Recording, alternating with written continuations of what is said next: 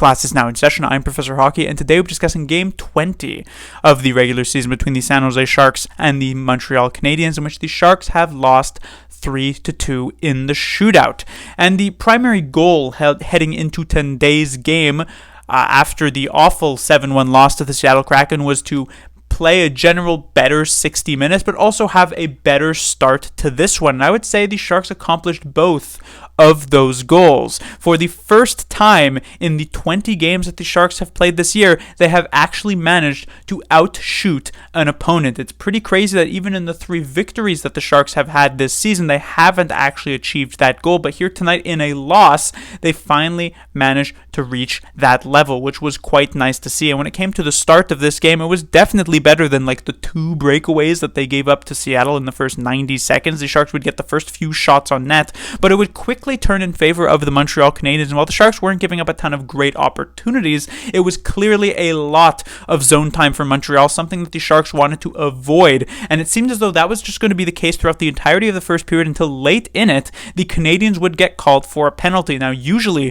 throughout this entire season, the Sharks' power play has been very bad and has been more of a momentum killer than a momentum generator for the team. But here today, it was definitely a difference maker. This power play, while it would not score in the first period, it would get tons and tons of great opportunities. And while I do think there has to be a comment made to how bad the Canadiens looked on the penalty kill in this 2-minute power play, the Sharks were getting some great cross-ice passes. I want to commend Mikael Granlund in particular with some really nice moves, which is in stark contrast to his previous performances on the power play this season, which have been very, very bad.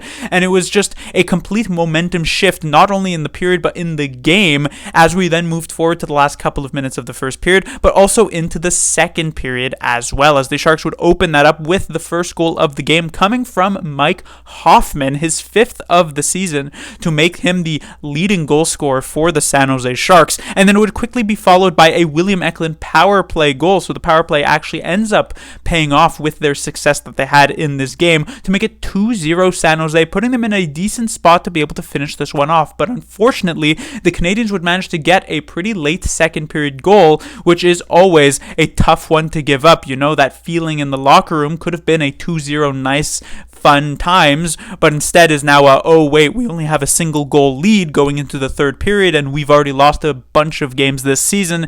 It can be dangerous. And in that third period, it was indeed dangerous. The Canadiens would manage to tie the game with a goal from Cole Caulfield to make it 2-2. And while the Sharks would not give up anything else, at the end of the day, it was a 2-0 lead blown by San Jose as we headed into overtime. Now, overtime was very fun. It is always very fun in the 3-on-3, very back and forth, some strong plays from the Sharks, some strong plays from the Canadiens as well, but 5 minutes would pass without a goal either way, and we would then head to the shootout for the Sharks' second time this season. We have to go all the way back to, I believe, the second game of the year to find the Sharks' first shootout appearance, and that was to the Colorado Avalanche, and they just got crushed in that one. Here tonight, they definitely looked a bit more competitive, but at the end of the day, it was only a William Eklund goal through about 6 rounds of the shootout, if I'm not mistaken, while the Canadiens would finally get a second goal for themselves in that round and finish the game off 3-2 in the shootout.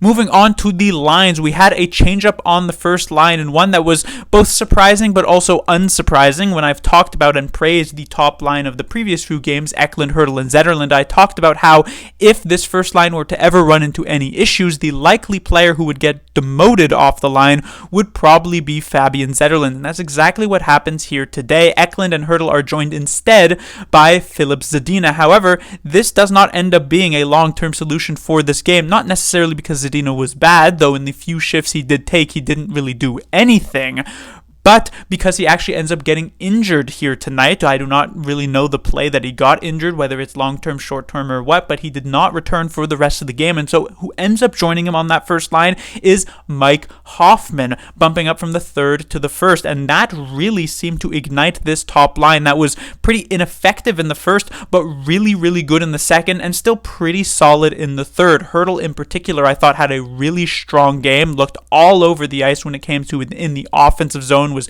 getting some fantastic takeaways, probably had like 4 or 5 strong takeaways here in this one, and was just setting up plays at every turn in the offensive zone. Eklund also a great game for himself. His first multi-point game of his career, if I'm not mistaken, with the assist on the Hoffman goal. A great assist, by the way, as well as a nice snipe on the power play. 1 goal, 1 assist on the night. And then Hoffman, who has been interesting player to watch thus far for the Sharks this season. Started off okay, but not really contributing offensively. Then had a dip where he was really, really bad for a good chunk of games. But over the past few, he's not only been much better, but actually been scoring and contributing for the San Jose Sharks. As I mentioned earlier on, is now the goal-scoring leader for the team. And he could be an interesting option for the San Jose Sharks on this top line. Perhaps once they face off against a tougher opponent, the Montreal Canadiens, while decent, are not a playoff team, at least at this point.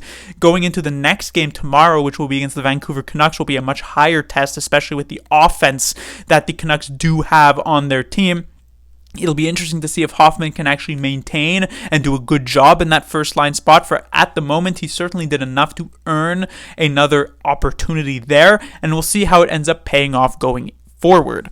Moving on to the second line, we have Zetterlund, Granlund, and Duclair. Now, this second line definitely took a bit of time to settle in. It felt as though through the first half of this game, they really didn't do much of anything. But then their last few shifts of regulation time were really quite solid. I liked Granlund for once in this game. It feels like the first time in forever, as he was setting up some nice plays. I already pointed out on the power play, but even at even strength, Zetterlund, even though he gets this demotion from the top line to the second line, seems to take it in stride and is getting some fantastic shots off. Was a big shooter tonight for San Jose, and it seems as though he was actually rewarded going into the overtime because he got the first shift with Tomas Hertl, which was somewhat of a surprise. I thought it would end up being a Hertl-Eklund combination, but instead a Hertl-Zetterlund was trotted out and Eklund was paired with Granlund. And then when it comes to Duclair, he has struggled immensely since his return from his illness a few games ago, but he's finally seemingly getting back up to speed. While neither of these three players would actually end up getting a point or a goal here tonight,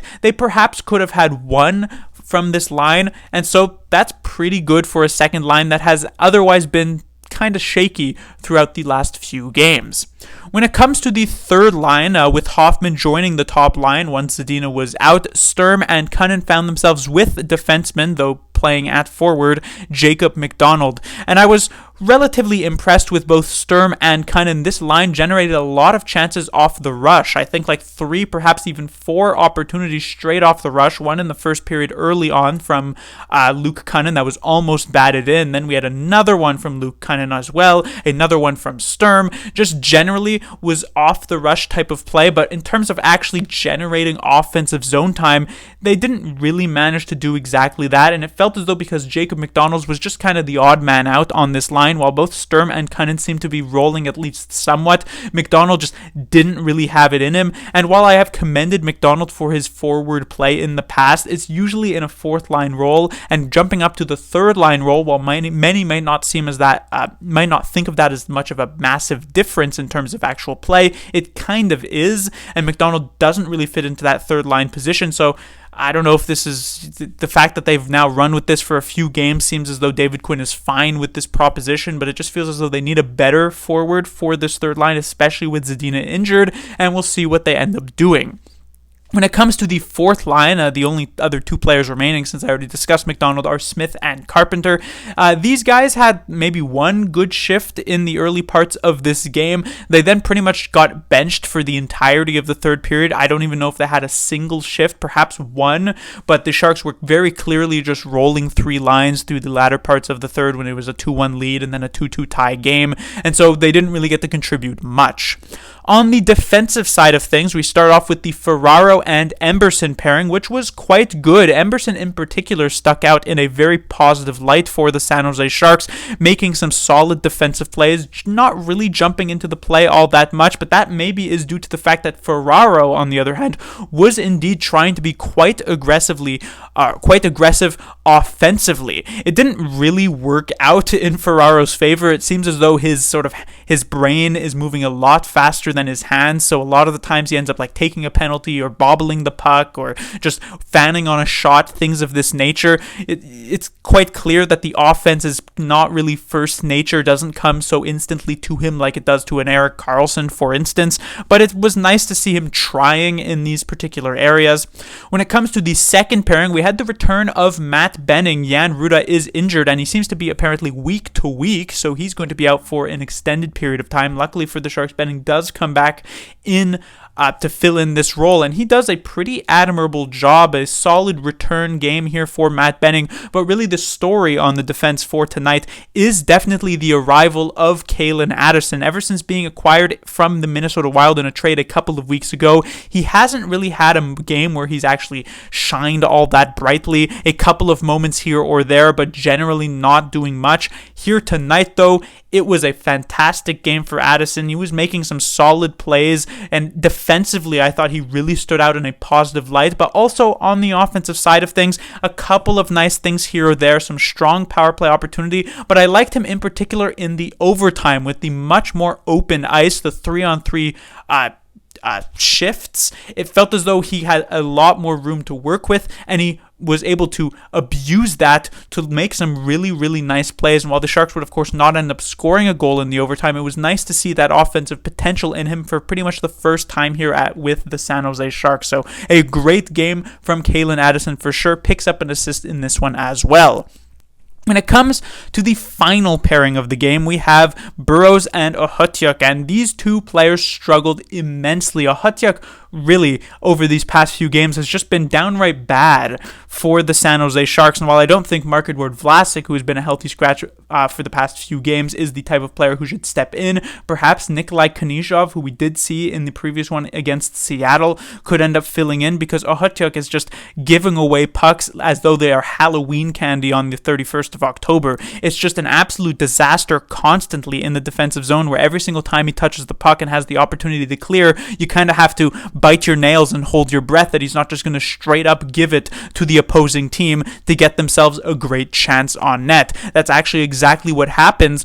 That sort of the play that generally leads to the first Canadiens goal, which was, as I mentioned earlier on, the goal that was right before the second intermission, which is one that you absolutely do not want to give up. Then when it comes to Kyle Burrows, I commend both of these players for attempting to jump up in the play. They did it very rarely, but they did try a couple of times, and yet for whatever reason, every single time they tried to jump in the play was the incorrect moment to attempt to do so, and Burrows ends up getting burned. He goes for this slap shot play. There's a nice little opportunity, but he completely fans on it. It goes wide, and it ends up being a 2-on-1 situation for the Canadiens that Cole Caulfield is able to capitalize on to tie up this game. And so generally just a really weak night for this pairing.